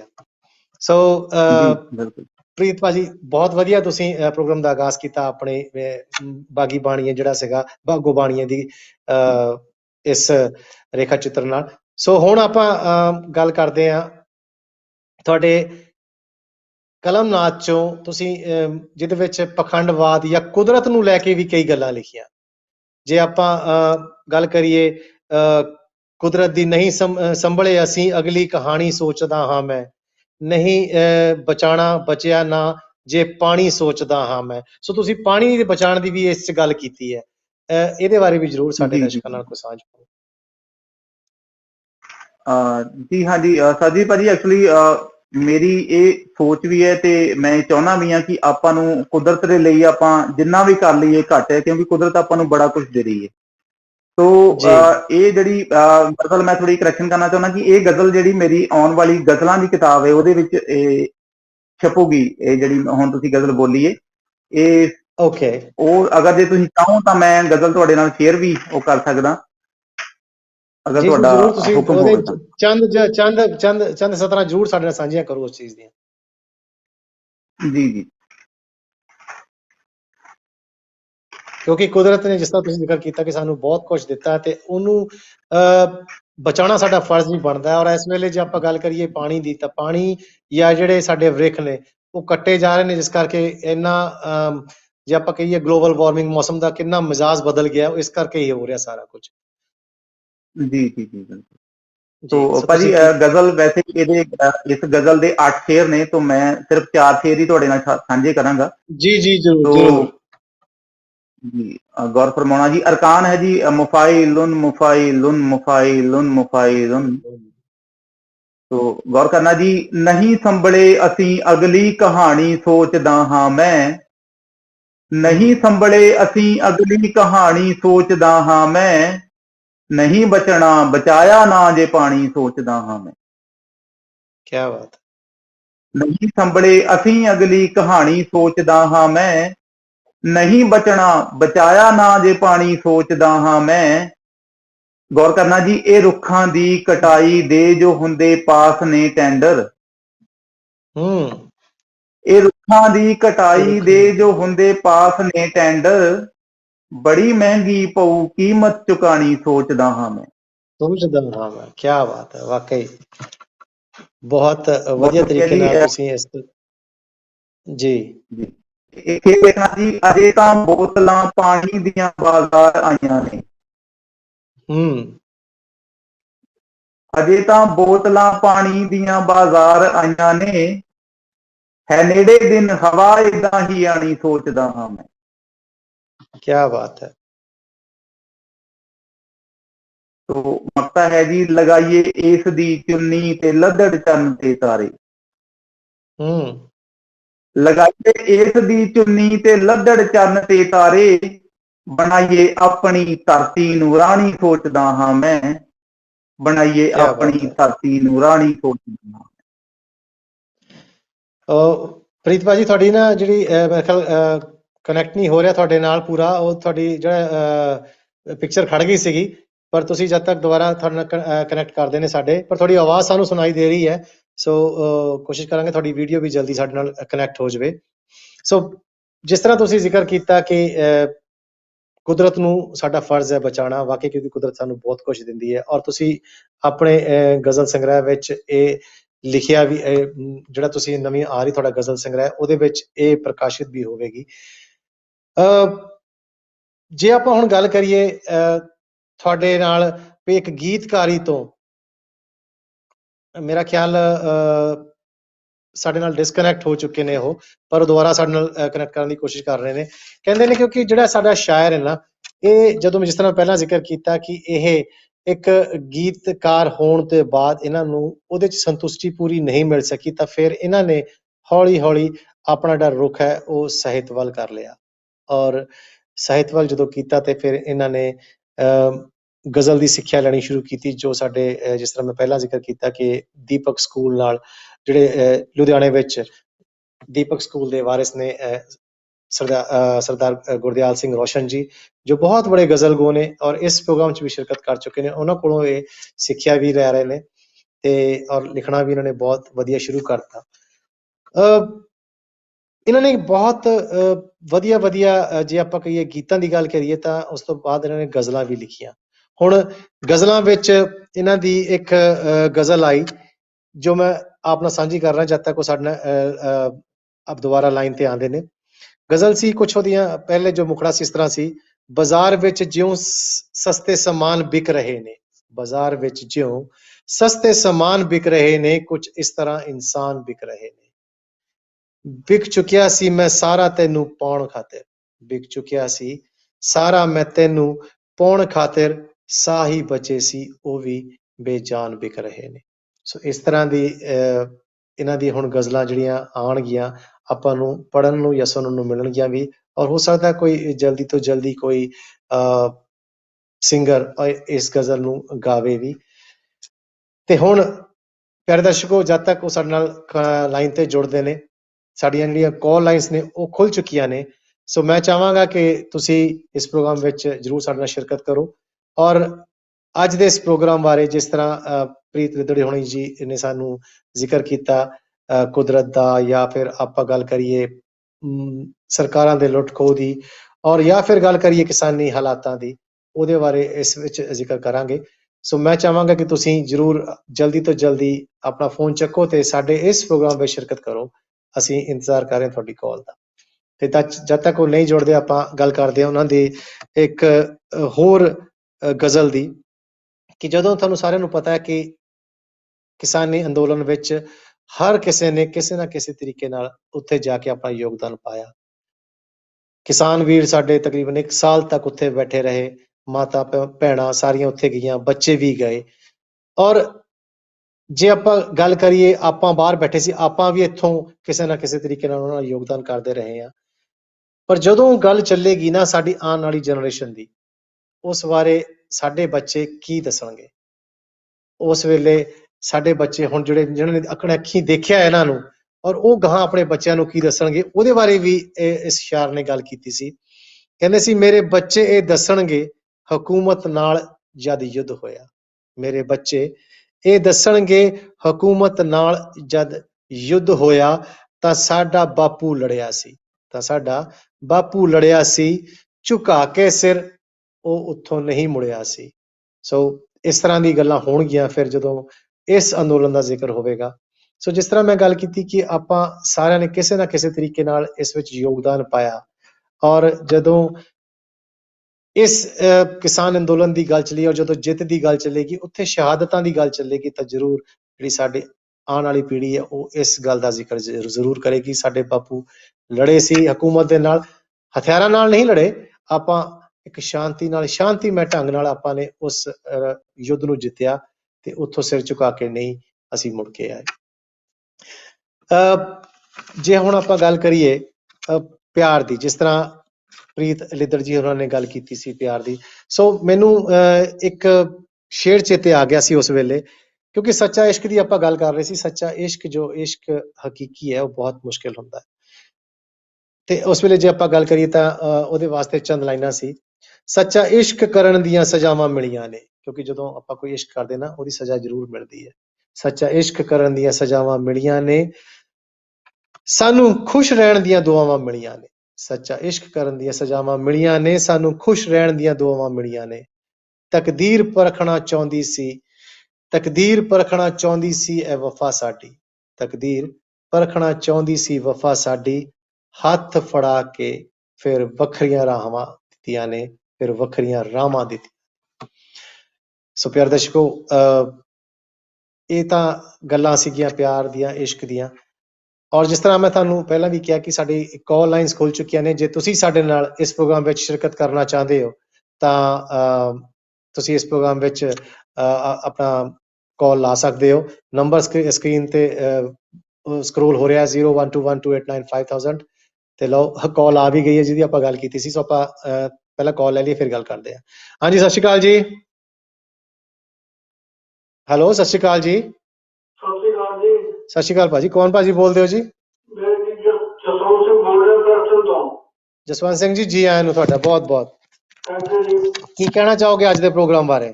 ਅੱਜ ਦਾ ਜੀ ਆਪਣਾ ਮਨੁੱਖੀ ਰਾਮ ਚਲਾ ਰਿਹਾ, ਗੱਲ ਕਰਨਾ ਸੁਣਾਵਾਂ ਜੀ ਸੁਣਾਵਾਂ ਜੀ ਜੀ, ਆ ਜਾਓ ਆ ਜਾਓ। ਅੱਛਾ ਜੀ, ਅੱਜ ਲਿਖਦੇ ਹਨ, ਸ਼ੀਲ ਸੱਚ ਨਾਮ ਤੋਂ ਜਾਣ ਸਦਕੇ श्री सच के नाम को जान सके, जिसका नाम सच्चा ते दरबार सच्चा, सच्ची अकल की तकड़ी तोड़दा है, सच्चे साहिब दा कार व्यवहार सच्चा, सिफतां सच्चियां ने सच्चे रब दियां, मैं कम बखत झूठा बख्शनहार सच्चा। क्या बात। जिनकी याद जहां की पार होवे, एक वाज देव दिलार सच्चा। श्री शाह ने परवाह करदे जेड़े आशिकी दा दर्जा पाउंदे ने, शौक जिन्हां नूं ओहदे दीदार दा है, गोशे बैठ के जिला कमाउंदे ने, जंगले याद की गली निशंग होते, शर्म दर्दे उछला खाउंदे ने। क्या बात है। जिनकी सबर ते हौसला जिन्हां कीता, दस लोगों में महबूब का पाउंदे ने। सवाल सवाल शीशा क्या नाम तेरा, अन्य देख तू जाके बन जाए चोला। सवाल सवाल शीशा क्या नाम तेरा, अन्य देख तू जाके बन जाए चोला। उन्हें दुनिया जगोरी की लोड़ की है, दिला आते हो रवानी चोला। राह बदी बखीली का छड़ के नेक रख दी कर पछाड़ चोला। मुख्य मंजिल मकसूद से पहुंच के सच्ची जोत में लीन हो जान चोला। हाँ जी, आखिरी कहने आया, ये यार मिलना चाहना है पर लब गुरु का लाल कोई। ये यार मिलना चाहना है पर लब गुरु का लाल कोई। सबर मंत्री कौन तो करो लुप्त करे ना जुर्म चंडाल कोई। वाह। सदा पानी के जो भावने ने ਉਹਨਾਂ ਵਿੱਚ ਨਾ ਰੱਖੀ ਤੋਂ ਨਾਲ ਕੋਈ ਮਿਲਕੀ ਜਿਹੜਾ ਫੌਲ ਪਾਰ ਹੋ ਕੇ ਮਿਲ ਗਿਆ ਜੋ ਕੁਐਸਚਨ ਕਮਾਲ ਕਰ। क्या बात है। ਵਾਹਿਗੁਰੂ ਜੀ ਕਾ ਖਾਲਸਾ ਵਾਹਿਗੁਰੂ ਜੀ ਕੀ ਫਤਿਹ।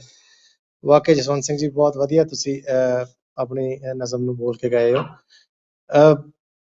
ਜੋ ਆਪਾਂ ਗੱਲ ਕਰ ਰਹੇ ਸੀਗੇ ਇਹਨਾਂ ਦੇ ਪ੍ਰੀਤ ਲਿੱਦਰ ਜੀ ਹੋਣਾ ਦੇ ਜੋ ਉਹਨਾਂ ਦੀ ਕਲਮਨਾਦ ਕਿਤਾਬ ਆਈ ਹੈ, ਜਿਸ ਵਿੱਚ ਇਹਨਾਂ ਨੇ ਕਾਫੀ ਜਿਸ ਤਰ੍ਹਾਂ ਉਹਨਾਂ ਨੇ ਜ਼ਿਕਰ ਵੀ ਕੀਤਾ ਕਿ ਉਹਨਾਂ ਦਾ ਸੁਪਨਾ ਸੀ ਕਿ ਉਹਦੇ ਵਿੱਚ ਹਰ ਰੰਗ ਨੂੰ ਲਿਆ ਜਾਵੇ, ਔਰ ਵਾਕਈ ਇਹਨਾਂ ਨੇ ਹਰ ਰੰਗ ਨੂੰ ਲਿਆ ਵੀ ਹੈ ਉਸ ਵਿੱਚ।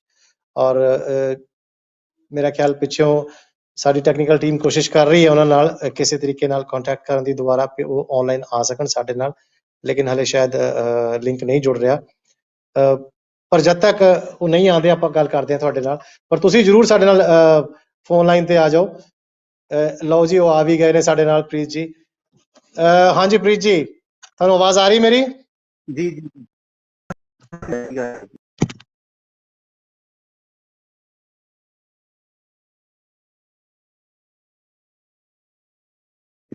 ਜੁੜ ਗਏ ਹੋ ਇਸ ਕਾਲ ਲਾਈਨ ਤੇ।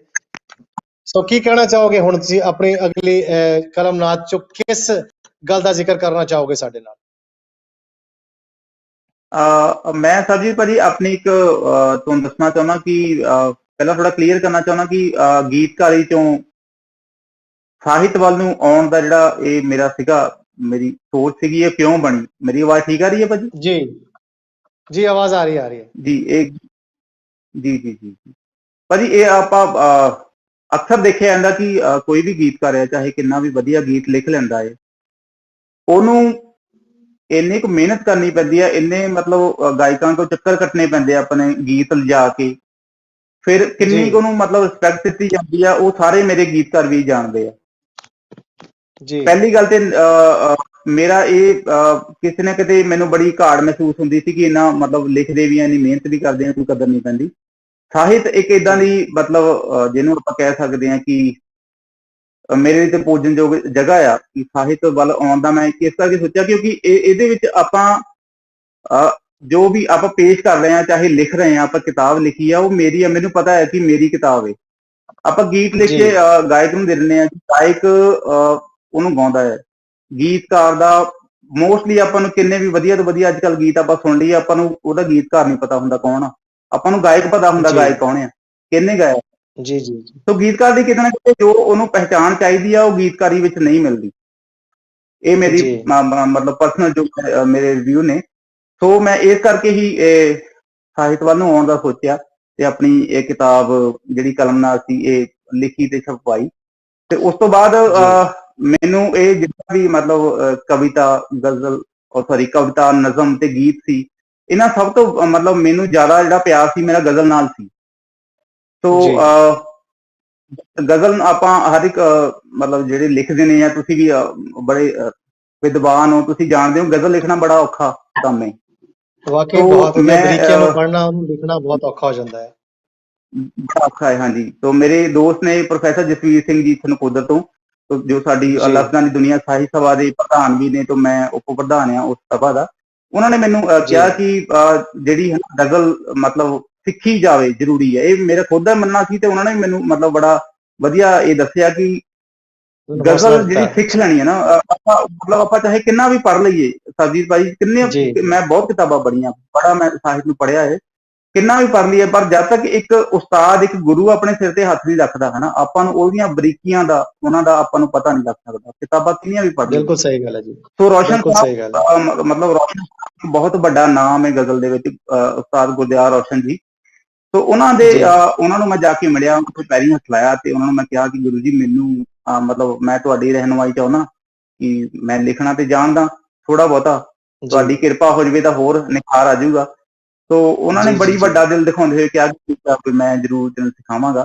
ਸੋ ਉਹਨਾਂ ਦੀ ਸਿਖਾਉਣ ਦਾ ਹੀ ਨਤੀਜਾ ਇਹ, ਤੇ ਮੈਨੂੰ ਮਤਲਬ ਮੈਂ ਬਿਲੀਵ ਕਰਿਓ ਕਿ ਜਿਹੜੀਆਂ ਪਿਛਲੀਆਂ ਮਤਲਬ ਜੋ ਆਪਾਂ ਲਿਖਿਆ ਹੁੰਦਾ ਨਾ, ਆਪਾਂ ਨੂੰ ਬੜਾ ਉਹ ਹਲਕਾ ਲੱਗਣ ਲੱਗ ਪੈਂਦਾ, ਕਿ ਮਤਲਬ ਉਹ ਲਿਖਣਾ ਤਾਂ ਬਹੁਤ ਦੂਰ ਦੀ ਗੱਲ ਹੈ ਨਾ। ਤਾਂ ਬੜੀਆਂ ਬਰੀਕੀਆਂ ਉਹ ਆਪਾਂ ਅਰੂਜ਼ ਪੜ੍ਹ ਕੇ ਵੀ, ਮਤਲਬ ਮੈਂ ਸੋਚਦਾ ਕਿ ਮੈਂ ਅਰੂਜ਼ ਪੜ੍ਹ ਕੇ ਵੀ ਉਹ ਚੀਜ਼ਾਂ ਨਹੀਂ ਸਿੱਖ ਸਕਦਾ ਸੀ, ਜਿਹੜਾ ਮੈਂ ਉਹਨਾਂ ਨੂੰ ਗੁਰਦਿਆਲ ਰੋਸ਼ਨ ਸਾਹਿਬ ਕੋਲ ਸਿੱਖ ਰਿਹਾ ਹਾਂ, ਤੇ ਜਿੰਨੇ ਵਧੀਆ ਤਰੀਕੇ ਨਾਲ ਸਿਖਾਉਂਦੇ ਨੇ ਉਹ। ਸੋ ਅਗਰ ਤੁਹਾਡੀ ਇਜਾਜ਼ਤ ਹੋਵੇ, ਮੈਂ ਇੱਕ ਜਿਹੜੀ ਤੁਸੀਂ ਹੁਣੇ ਆਪਾਂ ਗੱਲ ਕਰ ਰਹੇ ਸੀ, ਹੁਣੇ ਆਪਾਂ ਇੱਕ ਬਹੁਤ ਵੱਡੀ ਜੰਗ ਜਿੱਤੀ ਏ, ਜਿਹੜੀ ਆਪਣੇ ਕਾਲੇ ਕਾਨੂੰਨ ਵਾਪਸ ਹੋਏ ਨੇ। ਸੋ ਉਹਦੇ ਵਿੱਚ ਸ਼ੇਅਰ ਵੀ ਸੀ ਜਿਹੜਾ ਤੁਸੀਂ ਪੜ੍ਹਿਆ ਏ, ਸੋ ਉਹ ਗਜ਼ਲ ਹੀ ਮੈਂ ਤੁਹਾਡੇ ਸਾਹਿਬ ਨਾਲ ਸਾਂਝੀ ਕਰਨੀ ਚਾਹੁੰਦਾ, ਅਗਰ ਤੁਹਾਡੀ ਇਰਸ਼ਾਦ ਜੀ। ਇਰਸ਼ਾਦ ਜੀ, ਬਹੁਤ ਸ਼ੁਕਰੀਆ ਜੀ। ਸੋ ਮਤਲਾ ਅਰਜ਼ ਹੈ ਜੀ, ਮੇਰੀ ਮਾਂ ਨੂੰ ਇਹ ਸਾਰਾ ਦਿਨ ਹੀ ਰਹਿੰਦਾ ਡਰ ਨਹੀਂ ਆਇਆ, ਮੇਰੀ ਮਾਂ ਨੂੰ ਰਹਿੰਦਾ ਡਰ ਨਹੀਂ ਆਇਆ, ਸਵੇਰੇ ਤੋਂ ਗਿਆ ਪੁੱਤ ਸ਼ਾਮ ਤੀਕਰ ਘਰ ਨਹੀਂ ਆਇਆ। ਮੇਰੀ ਮਾਂ ਨੂੰ ਇਹ ਸਾਰਾ ਦਿਨ ਹੀ ਰਹਿੰਦਾ ਡਰ ਨਹੀਂ ਆਇਆ, ਸਵੇਰੇ ਤੋਂ ਗਿਆ ਪੁੱਤ ਸ਼ਾਮ ਤੀਕਰ ਘਰ ਨਹੀਂ ਆਇਆ। ਦੇਖਣਾ ਜੀ, ਮੈਂ ਜਦ ਵੀ ਹੱਕ ਮੰਗੇ ਨੇ ਤਾਂ ਡਾਂਗਾਂ ਹੀ ਨੇ ਕਿਉਂ ਮਿਲੀਆਂ, ਮੈਂ ਜਦ ਵੀ ਹੱਕ ਮੰਗੇ ਨੇ ਤਾਂ ਡਾਂਗਾਂ ਹੀ ਨਹੀਂਆਂ, ਇਹੋ ਮਸਲਾ ਸਮਝ ਮੇਰੀ ਤੇ ਜੀਵਨ ਭਰ ਨਹੀਂ ਆਇਆ। ਕਿਆ ਬਾਤ ਹੈ, ਵਾਹ, ਬਹੁਤ ਸ਼ੁਕਰੀਆ ਜੀ। ਫਿਰ ਦੇਖਣਾ ਜੀ, ਮੇਰੇ ਬੱਚੇ ਇਹ ਦੱਸਣਗੇ ਹਕੂਮਤ ਨਾਲ ਯੁੱਧ ਹੋਇਆ,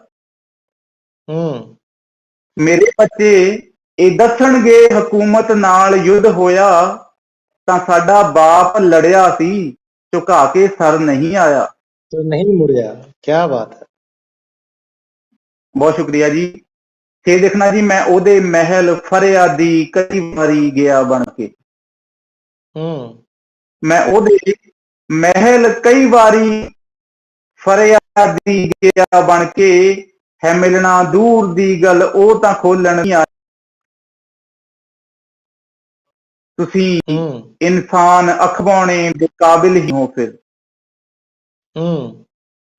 ਤੁਸੀਂ ਇਨਸਾਨ ਅਖਵਾਉਣੇ ਦੇ ਕਾਬਿਲ ਹੀ ਨਹੀਂ, ਸਿਤਮ ਤੱਕ ਕੇ ਉਬਾਲਾ ਖੂਨ ਵਿੱਚ ਜੇਕਰ ਨਹੀਂ ਆਇਆ। ਕਿਆ ਬਾਤ ਹੈ, ਬਹੁਤ ਸ਼ੁਕਰੀਆ ਜੀ। ਮਕਤਾ ਦੇਖਣਾ ਜੀ, ਮੇਰੇ ਮੱਥੇ ਚੋਂ ਵਗਦਾ ਖੂਨ ਪਹਿਚਾਨ,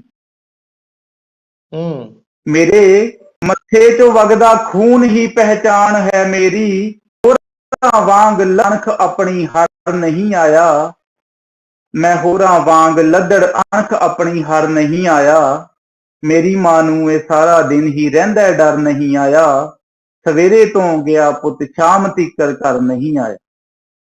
ਕਿਆ ਬਾਤ ਹੈ, ਵਾਕਈ ਪ੍ਰੀਤ ਭਾਜੀ, ਬਹੁਤ ਵਧੀਆ। ਤੁਸੀਂ ਜਿਹੜਾ ਇਹ ਗਜ਼ਲ, ਕਿਉਂਕਿ ਆਪਾਂ ਜਿਸ ਤਰ੍ਹਾਂ ਜ਼ਿਕਰ ਕੀਤਾ ਕਿ ਜੰਗ ਜਿੱਤੇ ਆ, ਔਰ ਉਹਦੇ ਬਾਰੇ ਤੁਸੀਂ ਲਿਖਿਆ ਵੀ ਹੈ ਇਸ ਗਜ਼ਲ ਨੂੰ, ਸੋ ਬਹੁਤ ਵਧੀਆ ਗੱਲ ਹੈ। ਹੁਣ ਜੇ ਗੱਲ ਕਰੀਏ ਤੁਹਾਡੇ ਉਸ ਗਜ਼ਲ ਦੀ ਜਿਹਦੇ ਵਿੱਚ ਤੁਸੀਂ ਲਿਖਿਆ ਸੀਗਾ ਵੀ ਬਾਜ਼ਾਰ ਵਿੱਚ ਜਿਉਂ ਸਸਤੇ ਸਮਾਨ ਵਿਕ ਰਹੇ ਨੇ, ਕੁਝ ਇਸ ਤਰ੍ਹਾਂ ਇਨਸਾਨ ਵਿਕ ਜੀ ਰਹੇ ਨੇ, ਇਹ ਜਿਹੜੀ ਗਜ਼ਲ ਹੈ ਕਿਸ ਤਰ੍ਹਾਂ ਸੋਚ ਕੇ ਲਿਖੀ ਸੀ ਤੁਸੀਂ? ਇਹ ਸਰਜੀਤ ਭਾਈ ਜਿਹੜੀ ਗਜ਼ਲ ਹੁੰਦੀ ਹੈ ਨਾ, ਗਜ਼ਲ ਦਾ ਹਰ ਇੱਕ ਸ਼ੇਅਰ ਜਿਹੜਾ ਹੁੰਦਾ ਹੈ ਉਹ ਆਪਣੇ ਆਪ ਵਿੱਚ ਇੱਕ ਆਜ਼ਾਦ ਸੀ। ਮੈਂ ਮੁਸਲਸਲ ਗਜ਼ਲ ਜਿਹੜੀ ਆ ਉਹ ਬਹੁਤ ਘੱਟ ਲਿਖਦਾ, ਗੈਰ ਮੁਸਲਸਲ ਗਜ਼ਲਾਂ ਹੁੰਦੀਆਂ ਮੇਰੀਆਂ। ਸੋ ਇਹ ਅੱਜ ਕੱਲ ਦੇ ਜੋ ਅਜੋਕੇ ਹਾਲਾਤ ਨੇ ਇਹ ਉਹਨਾਂ ਉੱਪਰ ਵੀ ਸੀ ਕਿ ਇਨਸਾਨ ਅੱਜ ਕੱਲ ਇੰਨਾ ਹੋ ਚੁੱਕਾ ਕਿ ਉਹ ਮਤਲਬ ਬਾਜ਼ਾਰ ਦੇ ਸਮਾਨ ਵਾਂਗੂ ਵਿਕ ਰਿਹਾ ਹੈ, ਉਹਨੂੰ ਕੋਈ ਵੀ ਖਰੀਦ ਸਕਦਾ, ਲੋਕਾਂ ਨੇ ਅੱਖ ਵੀ ਵੇਚ ਛੱਡੀ ਹੈ। ਸੋ ਕੁਝ ਇਸ ਤਰ੍ਹਾਂ ਦੀਆਂ ਉਹਦੇ ਵਿੱਚ ਮਤਲਬ ਸੀਗੀਆਂ। ਇੱਕ ਸਾਹਿਤ ਵੀ ਮੈਂ ਲਿਖਿਆ ਸੀ ਕਿ ਅੱਜ ਕੱਲ ਬੜੀ ਸਾਹਿਤ ਦੀਆਂ ਜਿਹੜੀਆਂ ਸਨਮਾਨਾਂ ਦੀ ਵੰਡ ਕੀਤੀ ਜਾ ਰਹੀ ਆ, ਉਹ ਕਿੱਦਾਂ ਵੰਡੇ ਜਾ ਰਹੇ ਨੇ ਸਨਮਾਨ। ਸੋ ਇਹਦੇ ਵਿੱਚ ਇਹ ਵੀ ਸ਼ੇਅਰ ਸੀ ਕਿ ਸਸਤਾ ਬੜਾ ਸਾਹਿਤ ਇਹਨਾਂ ਵਪਾਰੀਆਂ ਲਈ, ਕਲਮਾਂ ਨੇ ਕੋਠਿਆਂ ਤੇ ਸਨਮਾਨ ਵਿਕ ਰਹੇ ਨੇ।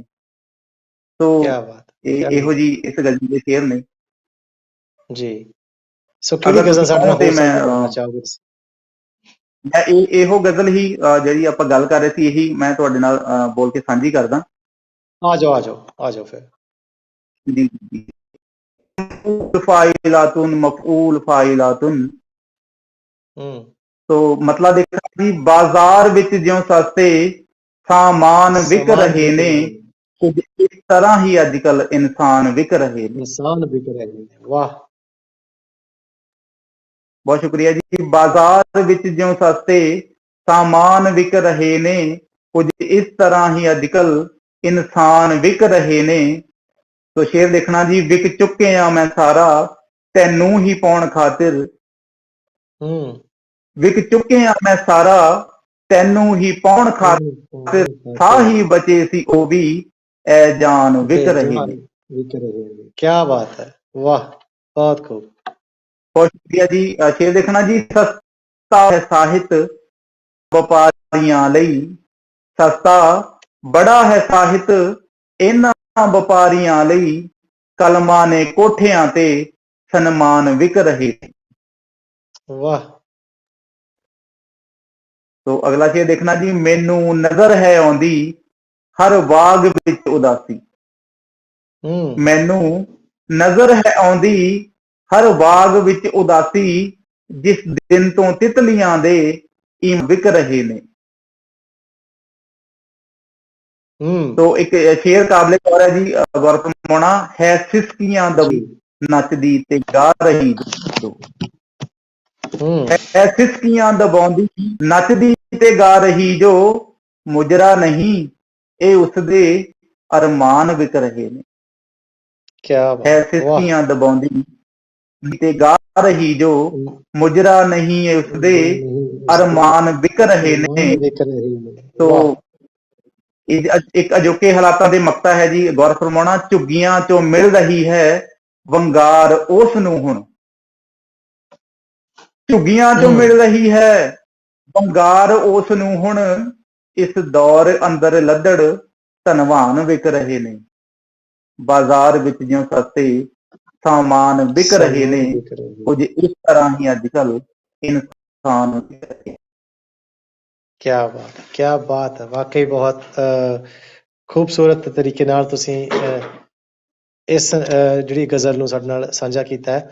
ਪ੍ਰੀਤ ਭਾਜੀ, ਸਮੇਂ ਸਾਡੇ ਕੋਲ ਬਹੁਤ ਘੱਟ ਰਹਿ ਗਿਆ ਹੈ ਤੇ ਜਿਸ ਤਰ੍ਹਾਂ ਕਹਿ ਲਓ ਵੀ ਸਮੇਂ ਦੀ ਸਾਨੂੰ ਹੁਣ ਘਾਟ ਹੀ ਹੈ ਇਸ ਵੇਲੇ, ਕਿਉਂਕਿ ਅਗਲਾ ਸ਼ੋਅ ਵੀ ਅਸੀਂ ਕਰਨਾ ਹੈ। ਲੇਕਿਨ ਮੈਂ ਚਾਹਾਂਗਾ ਕਿ ਤੁਸੀਂ 1-2 ਮਿੰਟਾਂ 'ਚ ਅਗਰ ਆਪਣਾ ਕੋਈ ਸ਼ੇਅਰ ਸਾਡੇ ਨਾਲ ਸਾਂਝਾ ਕਰਨਾ ਚਾਹੁੰਦੇ ਹੋ ਜਾਂ ਸਾਡੇ ਦਰਸ਼ਕਾਂ ਨਾਲ ਕੋਈ ਆਪਣੇ ਦਿਲ ਦੇ ਜਜ਼ਬਾਤ ਸਾਂਝੇ ਕਰਨੇ ਚਾਹੁੰਦੇ ਤਾਂ ਜ਼ਰੂਰ ਕਰ ਲਓ।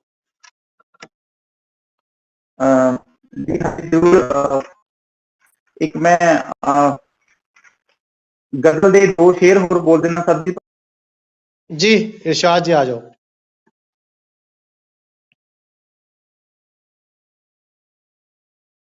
हेलो जी जी, आवाज आ रही है? हाँ जी प्रीत भाजी, आ रही है आवाज? हाँ जी आ रही, बोलो। मैं जद भी चाननी जी, मैं इच्छा हो की सी मगर कुछ होर आया है। क्या बात है। ਸੋ ਸ਼ੇਰ ਦੇਖਣਾ ਜੀ, ਮੈਂ ਉਸ ਦੀ ਝਾਕ ਵਿੱਚ ਬੂਹਾ ਕਦੇ ਵੀ ਬੰਦ ਨਾ ਕੀਤਾ। ਮੈਂ ਉਸ ਦੀ ਝਾਕ ਵਿੱਚ ਬੂਹਾ ਕਦੇ ਵੀ ਬੰਦ ਨਾ ਕੀਤਾ, ਜੇ ਆਇਆ ਹੈ ਤਾਂ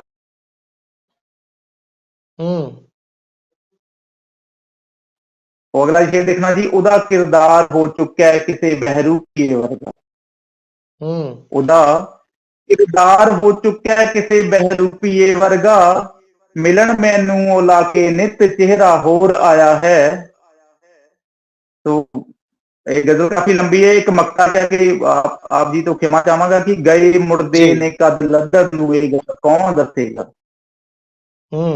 ਗਏ ਮੁੜਦੇ ਨੇ ਕਦ ਲੱਦਰ ਨੂੰ ਇਹ ਗੱਲ ਕੌਣ ਦੱਸੇਗਾ, ਉਡੀਕੇ ਉਸ ਨੂੰ ਖੁਦ ਹੀ ਉਹ ਜਿਸ ਨੂੰ ਤੋਰ ਆਇਆ ਹੈ। ਗਏ ਮੁੜਦੇ ਨੇ ਕਦ ਲੱਦਰ ਨੂੰ ਇਹ ਗੱਲ ਕੌਣ ਦੱਸੇਗਾ, ਉਡੀਕੇ ਉਸ ਨੂੰ ਖੁਦ ਹੀ ਉਹ ਜਿਸ ਨੂੰ ਤੋਰ ਆਇਆ ਹੈ। क्या बात है। वाकईप्रीत जी, बड़ा मजा आ रहा ਸੀਗਾ ਤੁਹਾਡੇ ਨਾਲ ਪ੍ਰੋਗਰਾਮ ਕਰਕੇ ਗੱਲਬਾਤ ਕਰਨ ਦਾ, ਔਰ ਕੁਝ ਲਾਈਕ ਟੈਕਨੀਕਲ ਪ੍ਰੋਬਲਮਸ ਆ ਜਾਂਦੀਆਂ। ਮੈਨੂੰ ਪਤਾ ਹੈ ਕਿ ਆਪਾਂ ਇੰਡੀਆ ਤੋਂ ਇਸ ਵੇਲੇ ਕਰ ਰਹੇ ਹਾਂ, ਉੱਥੇ 12 12:30 ਟਾਈਮ ਹੈ, ਲਾਈਨਾਂ ਵੀ ਇੰਨੀਆਂ ਵਧੀਆ ਨਹੀਂ ਚੱਲ ਰਹੀਆਂ ਸੀਗਾ, ਲੇਕਿਨ ਫਿਰ ਵੀ ਤੁਹਾਡਾ ਤਹਿ ਦਿਲੋਂ ਅਸੀਂ ਧੰਨਵਾਦ ਕਰਦੇ ਹਾਂ ਕਿ ਤੁਸੀਂ ਸਾਡੇ ਨਾਲ ਇਸ ਪ੍ਰੋਗਰਾਮ ਵਿੱਚ ਸ਼ਿਰਕਤ ਕੀਤੀ ਹੈ। ਔਰ ਬਸ ਜਾਂਦੇ ਜਾਂਦੇ ਜੋ ਤੁਸੀਂ ਇਸ਼ਕ ਦੀ ਗੱਲ ਕੀਤੀ ਹੈ, ਤੇ ਮੈਂ ਚੰਦ ਲਾਈਨਾਂ ਤੁਹਾਡੀ ਨਜ਼ਰ ਕਰ ਦਿੰਦਾ। ਕਹਿੰਦੇ ਨੇ ਇਸ਼ਕ ਆਉਂਦਾ ਨਹੀਂ ਸਮਝ ਹਰ ਕਿਸੇ ਦੇ, ਇਸ਼ਕ ਆਉਂਦਾ ਨਹੀਂ ਸਮਝ ਹਰ ਕਿਸੇ ਦੇ, ਸਮਝੇ ਉਹੀ ਜਿਹਨੇ ਇਸ਼ਕ ਦਾ ਨਿੱਘ ਸੇਕ ਲਿਆ। ਗਹਿਰਾਈਏ ਇਸ਼ਕ ਉਹੀ ਨਾਪਦੇ ਨੇ, ਗਹਿਰਾਈਏ ਇਸ਼ਕ ਉਹੀ ਨਾਪਦੇ ਨੇ ਜਿਹਨੇ ਰੱਬ ਨੂੰ ਯਾਰ ਵਿੱਚ ਦੇਖ ਲਿਆ। ਸੋ ਵਾਕਈ ਤੁਸੀਂ ਸਾਡੇ ਇਸ ਪ੍ਰੋਗਰਾਮ ਵਿੱਚ ਆਏ ਔਰ ਇਸ ਪ੍ਰੋਗਰਾਮ ਨੂੰ 4 ਚੰਦ ਲਾਏ, ਤੇ ਅਸੀਂ ਉਮੀਦ ਕਰਾਂਗੇ, ਸਾਡੇ ਇਹੀ ਦਿਲੀ ਦੁਆ ਕਿ ਤੁਸੀਂ ਵਧੀਆ ਵਧੀਆ ਲਿਖਦੇ ਰਹੋ। ਤੇ ਹੁਣ ਜਿਸ ਤਰ੍ਹਾਂ ਤੁਸੀਂ ਗੀਤਕਾਰ ਦੀ ਦੁਨੀਆ ਛਾਏ ਹੋ, ਗਜ਼ਲ ਦੇ ਤੁਸੀਂ ਗਜ਼ਲ ਗੋ ਬਣ ਗਏ ਹੋ। ਹੁਣ ਜੇ ਅਸੀਂ ਗੱਲ ਕਰੀਏ ਤਾਂ ਗਜ਼ਲ ਗੋ ਦੀ ਦੁਨੀਆ 'ਚ ਵੀ ਤੁਸੀਂ ਵਧੀਆ ਵਧੀਆ ਗਜ਼ਲਾਂ ਲੈ ਕੇ ਆਓ। ਸਾਡੀ ਦਿਲੀ ਇਹੀ ਤਮੰਨਾ ਵੀ ਹੈ ਤੇ ਦੁਆ ਵੀ ਹੈ ਤੁਹਾਡੇ ਲਈ। ਸੋ ਪਿਆਰੇ ਦਰਸ਼ਕੋ, ਹੁਣ ਵੇਲਾ ਹੋ ਗਿਆ ਤੁਹਾਤੋਂ ਯਾਦ ਲੈਣ ਦਾ, ਕਿਉਂਕਿ ਇਸ ਸਮੇਂ ਬਹੁਤ ਜ਼ਿਆਦਾ ਹੋ ਗਿਆ ਹੈ। ਲੇਕਿਨ ਫਿਰ ਉਸ ਵਾਅਦੇ ਨਾਲ ਤੁਹਾਤੋਂ ਇਜਾਜ਼ਤ ਲਊਂਗਾ ਕਿ ਅਗਲੇ ਹਫ਼ਤੇ ਮਿਲੂੰਗਾ ਫਿਰ ਕਿਸੇ ਹੋਰ ਮਸ਼ਹੂਰ ਸ਼ਖਸੀਅਤ ਨਾਲ, ਕੁਝ ਵਧੀਆ ਇਨਸਾਨ ਨਾਲ। ਤਦ ਤੱਕ ਲਈ ਤੁਸੀਂ ਆਪਣਾ ਬਹੁਤ ਸਾਰਾ ਖਿਆਲ ਰੱਖਣਾ ਤੇ ਆਪਣੀ ਦੁਆ ਇਸ ਨਿਮਾਣੇ ਨੂੰ ਯਾਦ